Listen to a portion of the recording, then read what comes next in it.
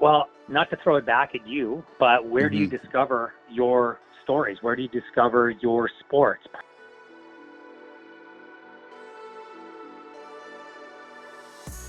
You're listening to the Fourth Pairing Podcast, hosted by Caleb Templeton and Hayden Stewart.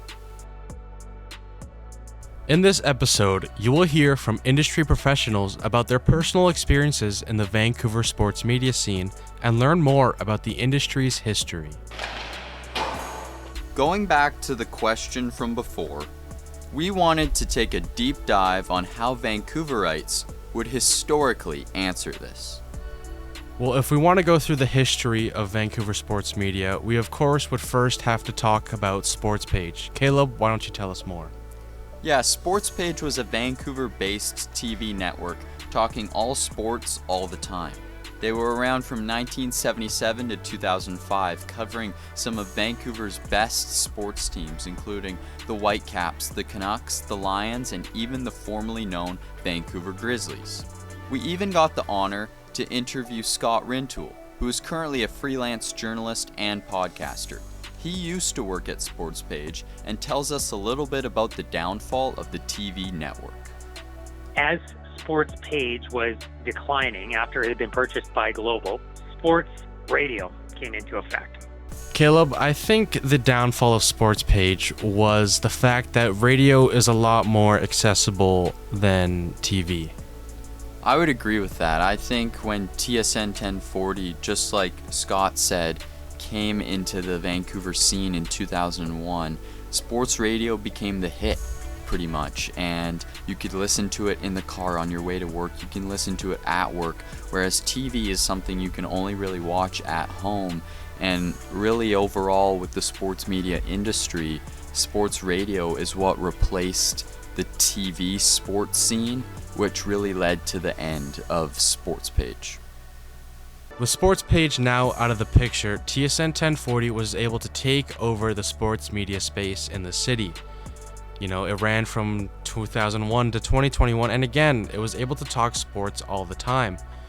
But the ending was unexpected, and as we'll hear from Blake Price, co-host of the Sekeres and Price show, he was quite surprised when the station shut down. I was disbelief. I could not believe that a station that was as successful creatively and financially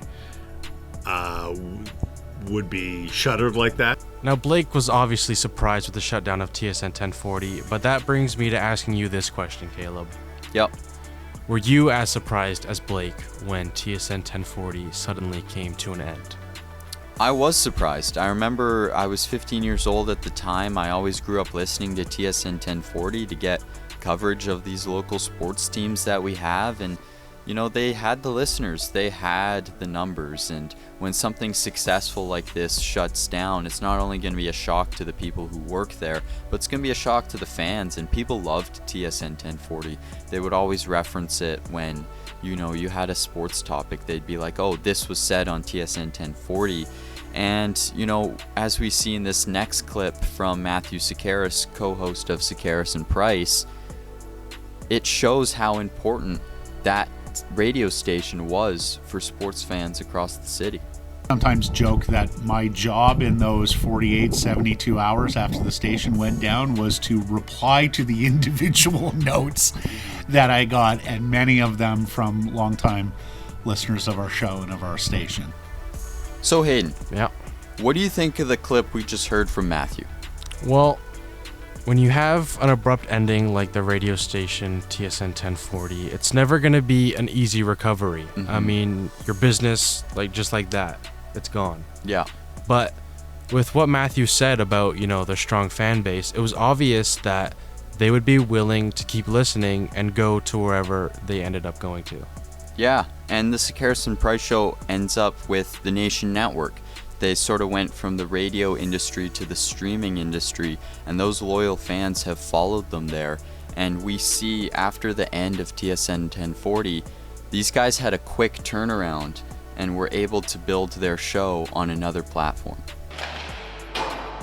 Yeah, as you mentioned before, they moved from the radio industry to streaming, But Blake also talks about the importance of posting short clips on social media and getting that outreach to new fans. The show is secondary, almost. The clips are actually where our message is sent out more. It is by far, analytically, way more consumed than the show in its entirety. And ultimately is just as useful as paying the bills as people watching the show.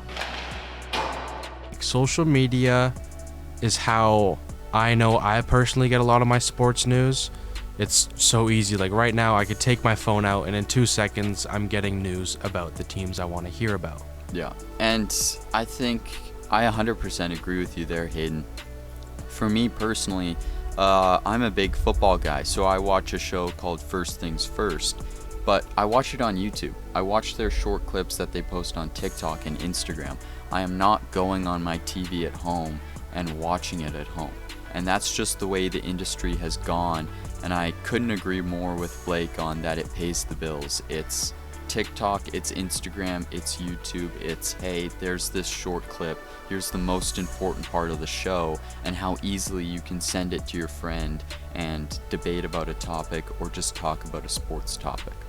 And social media also allows those new viewers to be like, hey, I'm interested in this, I should check out their long form content, which is ultimately the goal of posting the short clips rather than just the person only watching those. No, I agree with that as well. It's about getting them to watch the whole thing, but at the end of the day, when these companies choose the clips they want to use to post on social media, they are posting the most important and prevalent thing that happened in the show, and I think that's where people sort of stick to when they want to watch a show. They just want to say, okay, this was the 5 most important things in your show today. That's all I'm gonna watch, rather than the unnecessary stuff in the rest of the show. And I just think that sort of short attention span mentality is where our generation is headed. I want to go back to TSN 1040 and kind of talk more about the effects that had on the industry. And I want to ask you, what else happened when TSN 1040 shut down? Yeah, I think in my opinion that TSN 1040 getting shut down sort of opened up spaces in the industry for other people. And we hear that from Clay Emu, who's a Canucks super fan. He's not, to him, in his own words, he's not a professional. He's not someone who went to media school, but he still does a successful podcast talking about the Canucks on YouTube. Now, his podcast existed before the closure of TSN 1040, but he talks a little bit about how the closure of TSN 1040 opens up spaces for people who don't have that experience to just sort of talk about what they think about their favorite teams in this area. And that's something sort of the fan can relate to more, rather than media professionals who worked at TSN 1040 and other stations around the area. I do think there is something to be said about the common everyday person like you and me, just trying to, not even whether you're trying to break in the business or like me, you're just a fan that loves to talk about the team, obviously. I think there's a certain relatability factor there that is appealing to people. What I'm taking away is that if anyone wanted to join the sports media industry, now is the time to do so. Yeah. Because all you need is a microphone. If that, all you need to do is post your content somewhere. It will get views. That's all you need. And we're in journalism school. We want that education to try and make us better and make our content better, but you don't even need that. Yeah, and I'm going to reference back to something Scott Rintoul said. He said back in his day, you had to get permission from one of these stations to post something of yours. Nowadays, you can create your own website, you can create your own channel, your own account, your own show. And I think the power of that isn't just changing the sports media industry in Vancouver, but across the world as well.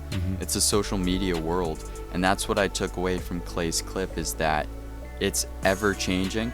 The industry will look very much different in 10, 15 years, but it will always be in my opinion, social media based, and we will not really see these traditional radio stations like we have over the years.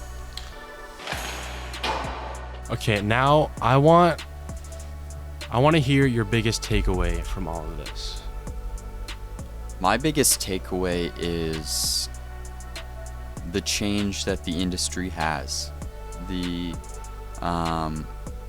change that the people in the industry have to go through, the change that, you know, the fans will see, specifically in Vancouver. I mean, we've seen a lot of it. We've seen the ending of Sports Page, the ending of TSN 1040, the mass rounds of layoffs that Sportsnet 650 has had because it's been multiple times.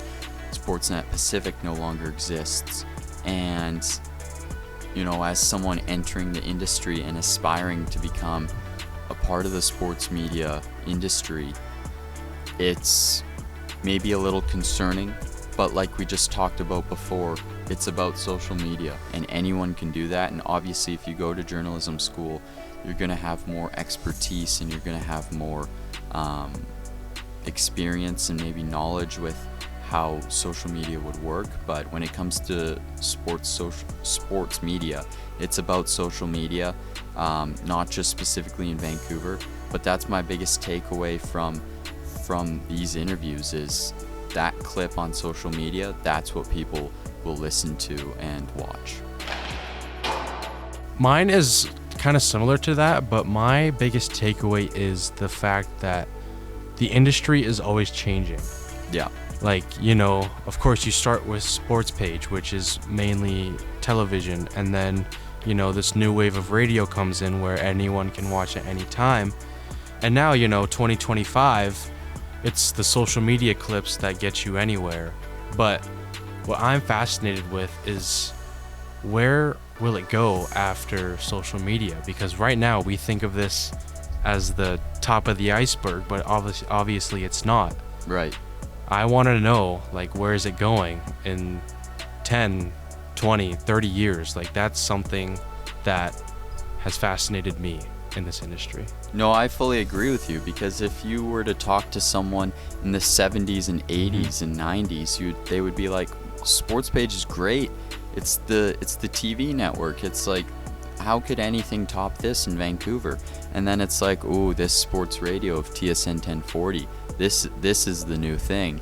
And now it's social media, and it's always something that you don't expect, but at the end of the day, it's about convenience, and it's about how people consume it, and they will always consume what's most convenient. And as long as everyone has a phone, in my opinion, social media will always be the most convenient way to consume sports media. Well, that'll just about do it. Now you have the knowledge of the sports media industry throughout the history of Vancouver. This has been the Fourth Pairing Podcast, hosted by Caleb Templeton and Hayden Stewart. Thanks for joining us.